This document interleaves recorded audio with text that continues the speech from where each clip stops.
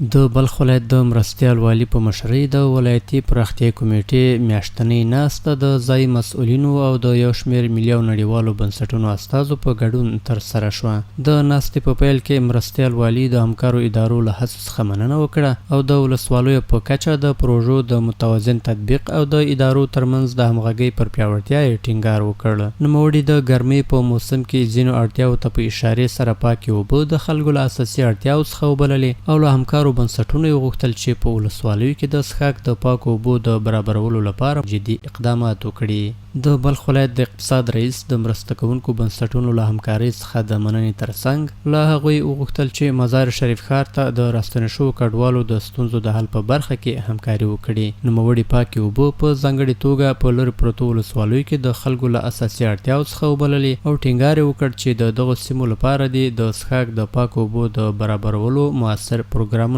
طرح او پلي شي. همداراز له ملي او نړیوالو مؤسسو غوښتنه وشوه چې خپلې پروژې باید په اساسي او مؤثر ډول پلي کړي. ورته مهال د بلخ ولایت د اقتصاد مرستیال هم له ملي او نړیوالو مؤسسو وغوښتل چې له ځایي ادارو سره د لا ډېرې همغږۍ په ترڅ کې دي د خلکو د اړتیاوو د لومړیتوب په رعایت سره پروژې پلي او کره څارنه دې ترې وکړي. د ناستې په پای کې د اماراتي ادارو مسؤلینو او د ملي او نړیوالو بنسټونو استازو ټینګار وکړ چې پراختیایي پروژې باید د خلکو د واقعي اړتیاو پر بنسټ په ځانګړې توګه په لرې پرتو ولسوالیو کې پلي شي. هغوی همداراز د لا ډېرې همغږۍ، شفافیت او د پروژو د تطبیق د بهیر پر روڼتیا ټینګار وکړ.